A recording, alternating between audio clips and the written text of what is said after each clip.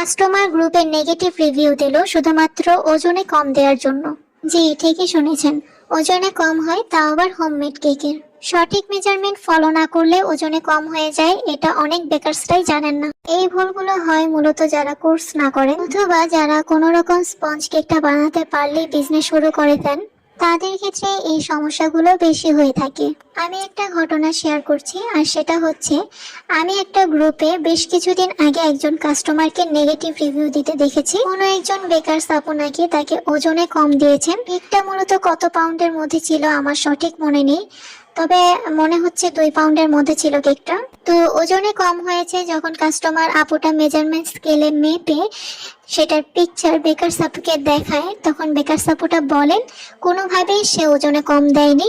কারণ হচ্ছে সে ঠিক 4টা ডিম দিয়ে কেকটা মেক করেছে। আমরা সবাই জানি যারা নতুন আছেন বা যারা নতুন নতুন বিজনেস করছেন তাদের হয়তো ধারণাটা এরকম যে 2টা ডিম মানে 1 পাউন্ড কেক, 4টা ডিম মানে 2 পাউন্ড কেক এবং 6টা ডিম মানে হচ্ছে 3 পাউন্ড কেক। অনেকেই শুধুমাত্র এইটুকু ধারণা এবং স্পঞ্জ কেকটা বানাতে পারলেই বিজনেস করেন, কিন্তু শুধুমাত্র এইটুকু ধারণা নিয়েই আপনি বিজনেস শুরু করবেন, জিনিসটা কিন্তু এতটা সহজ না। এতে করে আপনি আপনার কাস্টমার হারাচ্ছেন, বিজনেস হারাচ্ছেন, সাথে করে অন্য বেকারসদেরও ক্ষতি করছেন। সত্যি বলতে কেক হচ্ছে গ্রামের মাপে বানাতে হয়, মানে হচ্ছে কোন উপকরণটা আপনি কতটুকু দিচ্ছেন সেটার উপরে ডিপেন্ড করে।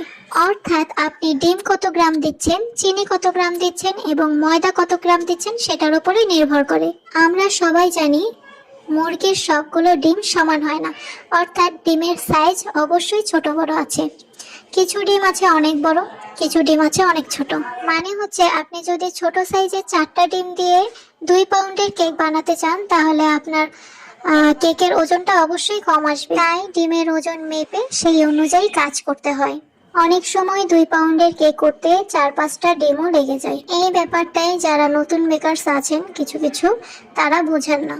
আমার কথায় যদি কারো খারাপ লেগে থাকে তাহলে আমি দুঃখিত, আমি সবাইকে উদ্দেশ্য করে কথাগুলো বলিনি। তো যাই হোক, সেই বেকার সাপোর্টটা বারবারই বলছিলেন কাস্টমার আপুকে যে তিনি 4টা ডিম দিয়ে করেছেন, কেকটা অবশ্যই কম হবে না ওজনে। তার নাকি ওজন মেপে ছবিটা রাখতে মনে নেই, মাপতেই মনে নেই, উনি না মেপেই কাস্টমারকে কেকটা পাঠিয়ে দিয়েছেন।